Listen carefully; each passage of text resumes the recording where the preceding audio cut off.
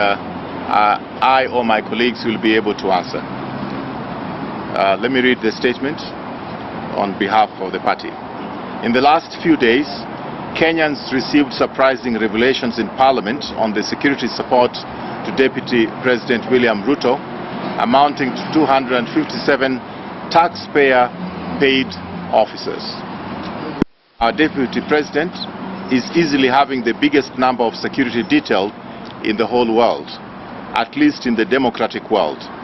No previous second-in-command in Kenya comes even close. His demands for security were always and have always been met by the government.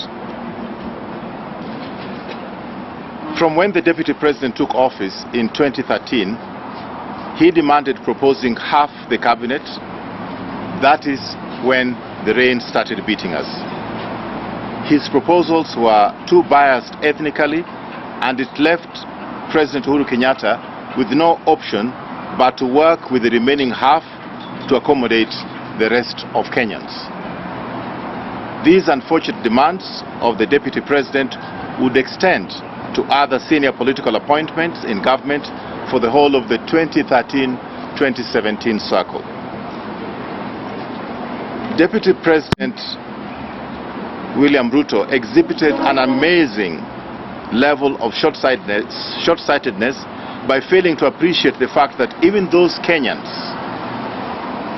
belonging to other ethnic communities that did not vote for the Uhuru Kenyatta government were at the end of the day still Kenyans who had a right to services and to opportunity to work and to do business with the government of Kenya. This is an element of to serve all Kenyans without fear or favor oath of office that both the Deputy President and the President have to take on assumption of office. It is an open political secret that in the first term of the presidency of President Uhuru Kenyatta, the Deputy President William Ruto possessed some quote-unquote political blackmail stock options that he used to his great personal advantage. Kenyans have heard ad nauseum about these political blackmail stock options, always coming in the form of, oh, we have the numbers in Parliament, complete with pictures profiling these numbers at his current residence or in Naivasha or wherever, where bodyguards and drivers are sometimes added to bolster the numbers. During the 2013-2017 cycle, this blackmail was subtle and in private. It is not about numbers.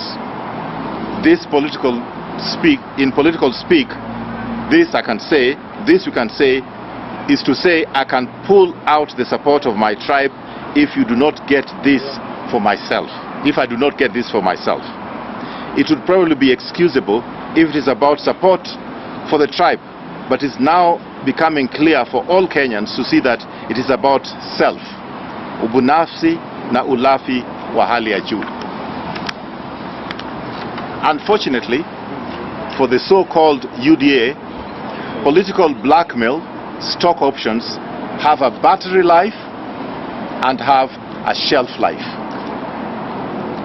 Through it all, President Uhuru Kenyatta has remained focused on the big picture for the good of Kenya, implementing the Big Four agenda and securing peace and stability through inclusion, because without peace, no development and prosperity can be sustainable in our country.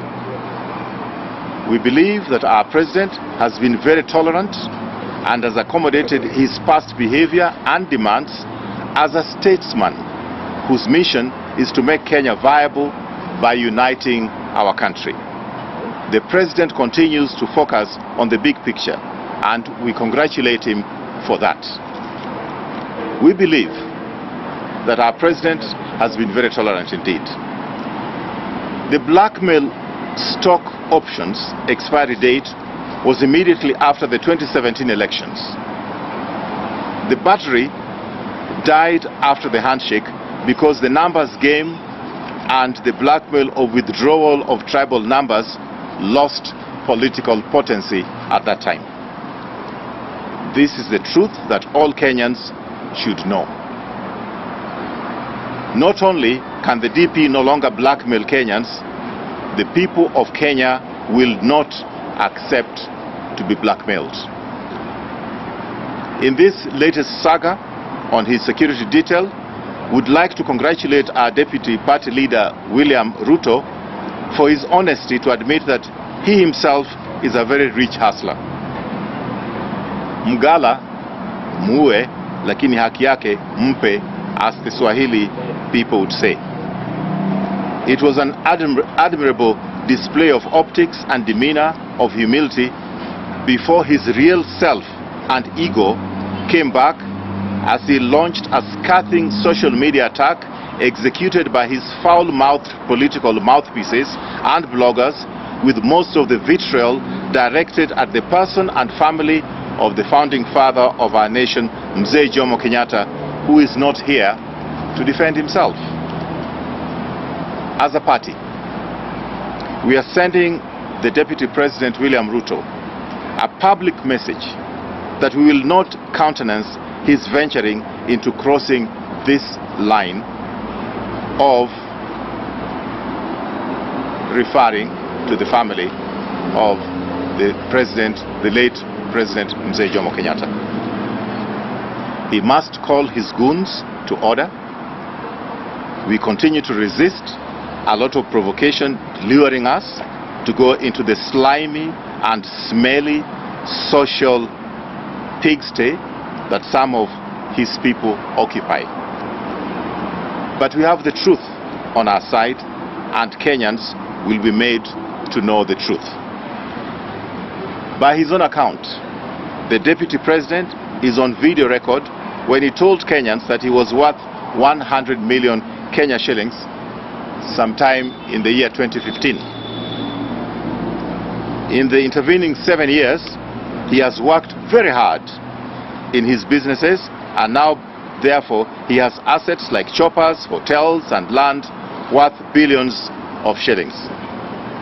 We would like to congratulate His Excellency Dr. William Ruto for being able to make such amazing strides in business even as he was studying for his PhD, concurrently with running a multi-billion shilling empire and carrying the heavy burden of working as number 2 in command and being involved in presidential campaigns on his Sundays, still sparing time to do harambes from his hard-earned sweat money. From our records, he has been more generous than Safaricom and some other blue-chip companies. Maybe for such major feat, he expects us to lie prostrate in awe as the great deputy leader, in admiration for such prowess, the chosen one. But as our leader, we would like to make the following requests that we consider to be legitimate, stemming from the proceedings in the last few days. 1, while the exact average of what he said to own may still be debatable, he has accepted the ownership of at least 3,600 acres. Most of our hustler nation citizens, as he calls them, are only hoping or dreaming to own 0.2 acres. We do not expect him to give his personal land, but given his good heart and in the spirit of Chinese saying that say do not give fish but show somebody how to fish, he can greatly help here. May it please His Excellency the Deputy President Dr. William Ruto, EGH, UPL, DL, CH, to show these our young people all the skills on how to acquire such property in such a short time. He should teach us, the clueless adults in this country, how we can do the same. We may not possess the supernatural powers of hard work that he has, but at least he should teach us something else apart from the wheelbarrows. Show us another way to perform such miracles. Number 2, we would like to thank the Deputy President William Ruto and congratulate him for telling us about his chicken farm that makes for him some 1.5 million shillings every day. We thank him because his generosity that adds up to millions at different churches and transport money paid to his many visitors at his current residence was not adding up actually. People of goodwill may even have thought of making a contribution. But with an income of 1.5 million shillings a day, our deputy president is okay. The only thing left in his wonderful act of transparency is for him to show us the figures with respect to his very big payment to Kenya Revenue Authority. A great leader should lead from the front. We request that as a person who is also a good Bible-quoting born-again Christian, he will shame the devil and publicly give all Kenyans this information. Give unto Caesar what is Caesar's, and unto God what belongs to God. Mark 12:17. And then there's a small matter of Aurora Kimunya saga. The deputy party leader and the deputy president told Kenyans that only 7 billion shillings had disappeared. His own daughter was the deputy ambassador in Rome at that time. To our knowledge, this money has never been returned by the Italians. Since he has got some private business networks in Italy that he had gone to meet, would he be so kind to this nation of poor people, nation of hustlers according to him, as to use his vast business networks to recover this money? It is a lot of money, even though he referred to the figure as 7 billion only. Even with the DP's chicken farm income of 1.5 million net a day, it will take some 13 years before that chicken farm produces 7 billion shillings. But that may be beside the point. We request a truthful response of the deputy president to these matters raised for the sake of Kenyans. The time is over for cheap media spin doctoring, as we witnessed recently when he said that he could accept for G4S security. Now that we know that G4S are his standard, it should be easy to calculate the price per askari who are posted to his private properties during the era of blackmail stock options and have it paid to the Kenyan taxpayers. Maybe he can also extend this little refund to Wanjiku and the hustlers. I think that's the end of the press release. I would like to ask my sister Fatuma Dulo to add to that, and then the leader of the party in parliament. In terms of what kind of responsibility should people take when their services are not available to the nation or no longer required. And the expectation in a civilized world, people who believe in the rule of law, is first of all start from the party position. The Political Parties Act is very clear. When you belong to one political party, you cannot promote the interests of another political party. You're actually deemed to have resigned from the first party. That's the law. Now, for a person at the level of deputy party leader, who is also the deputy president of the Republic of Kenya, who took the Bible and swore to uphold the law and uphold the Constitution, it's very unfortunate that somebody will continue living a lie, promoting another party when living and deriving benefits from being a member of Jubilee. The decent thing would be, or a person who believes in decency would have been to take the earliest opportunity and to say, now that I have moved to my party, UDA, I hereby tender my resignation as a member of Jubilee and as deputy president. And we saw that happen with the first vice president of this country, jalango odinga. And I did it myself as Kimunya, as Minister of Finance, when some issues were raised in Parliament. So every decent person does that. But again, I think the most important thing is to underline, decent people do it. Okay? Those who don't have shade of decency can continue living a lie, using the official residence to do campaigns, using official government machinery, using government offices to carry out personal campaigns while talking badly against the same government that they are deriving benefits from.